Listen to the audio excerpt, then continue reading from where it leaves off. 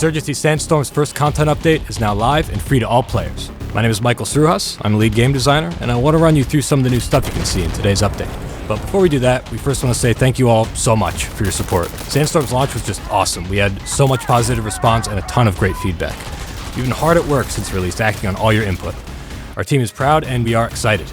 This is really just the beginning, so consider this update a sign of things to come. An arcade section has been added to the play menu. This section offers a separate experience from the core game that's a little more loose when it comes to our typical gameplay and overall style. In it, you'll see special game modes with new rules, classes, enemies, or just general game tweaks. Our first mode offered for arcade is Team Deathmatch. The rules are simple. Kill enough of the enemy to win. Use an increased amount of supply points to purchase any weapon, attachment, or upgrade in the game, regardless of faction, save for heavy explosives, which can be found in the map. The arcade will evolve over time with the new game modes cycling in on a regular basis, and don't worry, every arcade mode will always be available to be hosted and played on community servers. There's a lot more to come with arcade, so stay tuned. You're going to see some stuff that might surprise you.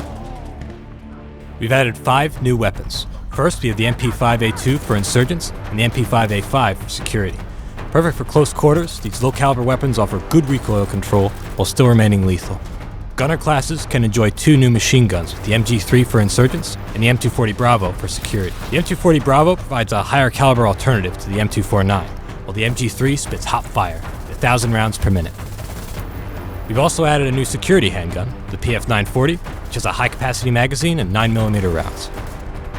The M84 flash grenade has been reworked to be more effective. Flashbangs now blind for longer, as well as slow down movement and look speeds of those caught in the blast.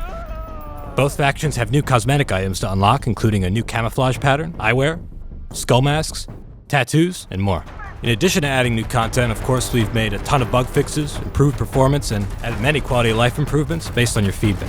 There's a new range map found under the tutorial section where you can quickly test all weapons and equipment in the game with no limitations from supply points. Weapons will now pull back further instead of always moving down when obstructed, and properly take into account the length of barrel attachments like suppressors. Now, your weapon length may offer you an advantage or disadvantage in close quarters. Competitive now has more choices for weapon optics, a tiebreaker mechanic, and a lever penalty for players who exit a match early. We visualized restricted areas in the tactical map so it's easier to stay in bounds, improved the indication of gaining and losing reinforcement waves on the heads-up display, added a clear notification for when your weapon's reload has been interrupted, and implemented vote kicking as a community server option. Those are the highlights of this update, but you can hop in game to see the rest. And be sure to stay tuned for more. We've got more good stuff on the horizon, including XP gain on community servers, a new map, weapons, cosmetics, modding support, and more. Follow our social media at Insurgency Game on Twitter, Instagram, YouTube, and Facebook. We post all our updates on those platforms. And remember, this is just the beginning.